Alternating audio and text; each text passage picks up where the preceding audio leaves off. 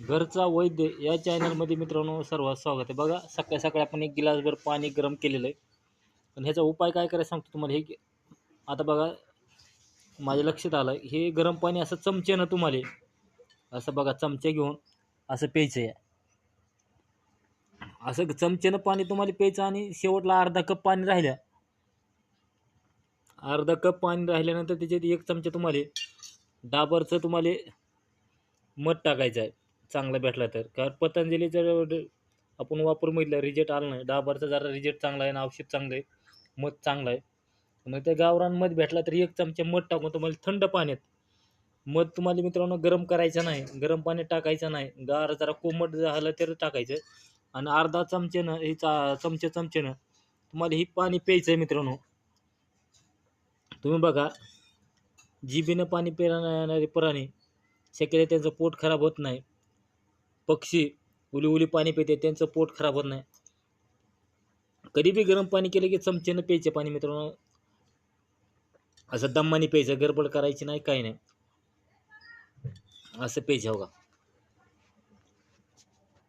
बघा तुम्हाला दिसतंय का नाही आता काय सांगता येत नाही.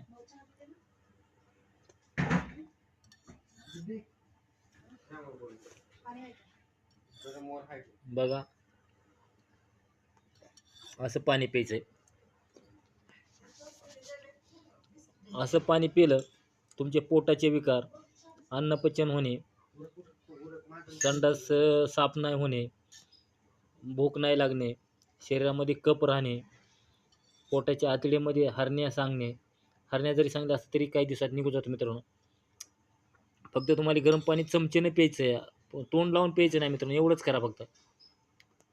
आणि चमच्यानं पाणी प्यायल्यावर अर्धा कप पाणी राहिलं, पाणी गार राहावं, गरम राहू नये. गार पाणीमध्ये तुम्हाला थंड झाल्यानंतर साध्या पाण्यात एक चमचा मध टाकायचं मित्रांनो. आणि ती पण पाणी तुम्हाला चमच्यानंच प्यायचे मित्रांनो, जेवढं प्यायचे तेवढं चमच्यानंच. तुम्हाला गरम पाणी पिणारे माणसाने सर्वांनी लक्ष ठेवा, की पाणी चमच्याने प्यायचं, तोंड लावून पाणी प्यायचं नाही मित्रांनो. ही दक्षता घ्या. गरम पाणी किती बी प्या, पण चमच्यानं पाणी प्यायचं, तोंड लावून पाणी प्यायचं नाही, आदर प्यायचं नाही. चमच्यानं तुम्हाला किती लवकर प्यायचे तेवढं प्या. कसं असतं मित्रांनो, दमाने पाणी पिलं ते दमाने काम करतं. जेवढा होईल तेवढा व्हिडिओ शेअर करा, लाईक करा. आणि एक कृपा करा मित्रांनो, प्रत्येक पोहोचल्या व्हिडिओ सबस्क्राईब, लाईक करून घ्या. जेवढा होईल तेवढा व्हिडिओ शेअर करा मित्रांनो.